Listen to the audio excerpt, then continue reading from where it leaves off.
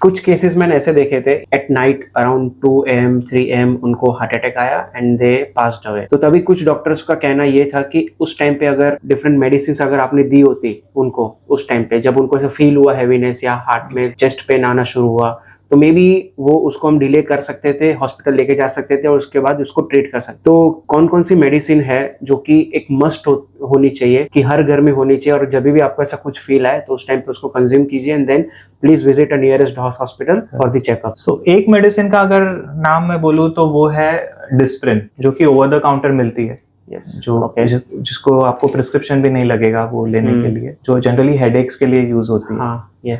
सो Disprin में रहता है एस्पिरिन, जो कि एक ब्लड थिनर है। तो हार्ट अटैक्स का मेन जो मैकेनिज्म है वो प्लेटलेट्स क्लम्प होके क्लॉट तैयार होता है और वो क्लॉट ब्लड सप्लाई ब्लॉक कर देता है। तो अगर आप ब्लड थिनर तुरंत ले लो तो वो क्लॉट्स फॉर्म नहीं होंगे, या फॉर्म हो रहे हैं तो वो एटलीस्ट थोड़े ब्रेक होंगे, थोड़ा ब्लड सप्लाई मिलेगा आगे जाने के लिए, हार्ट अटैक हॉल्ट हो सकता है। जब भी किसी को ऐसे हार्ट अटैक जैसा कुछ फीलिंग आए या चेस्ट पेन जैसा फीलिंग आए, अगर घर पे डिस्प्रिन रखी है तो डिस्प्रिन को वो चबा ले। पानी के साथ निगलना नहीं है, मुंह में चबाना है। तो वो चबाने की वजह से वो जल्दी मुंह के थ्रू ही डिसॉल्व होके जल्दी एक्ट करेगा, रादर देन पेट में जाके थोड़ा टाइम लग सकता है एक्ट होने में। तो वो डिस्प्रिन अगर 325 मिलीग्राम का डिस्प्रिन अगर वो चबा ले तो तुरंत ही वो ब्लड थिनिंग शुरू हो सकता है।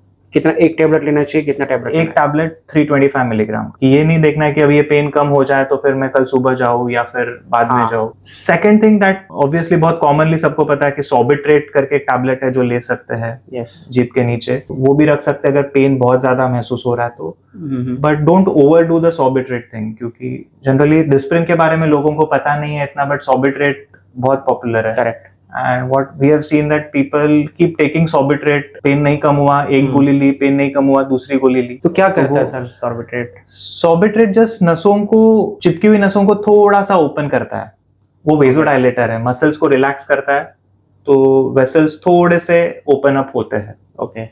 तो पेन थोड़ा कम हो सकता है, बट एक से ज्यादा सॉर्बिट्रेट नहीं लेनी चाहिए एट अ टाइम, क्योंकि फिर उससे बीपी भी कभी कभी बहुत ज्यादा कम हो जाता है। Third thing that chest pain चालू हुआ है और उसके साथ ऐसे सिंकिंग फीलिंग आने लगे किसी को कि अब मैं कॉन्शियसनेस लूज कर रहा हूँ, ऐसे फीलिंग ऑफ डूम आने लगे। अकेले है तो खुद ही सीपीआर दे सकते हैं। That's called as self CPR. What they have to do is try to cough vigorously इस मोमेंट पे। तो जोर जोर से खांसी करेंगे ना तो हार्ट को एक थोड़ा स्टिमुलस मिलता है। जो हार्ट एकदम फेल हो रहा है, हार्ट जो स्टॉप होने की कगार पे है, जोर जोर से अगर खांसी करने की, सेल्फ खांसी करने की कोशिश करेंगे ऐसे, तो थोड़ा स्टिमुलेट मिलके हार्ट का रेट बढ़ सकता है।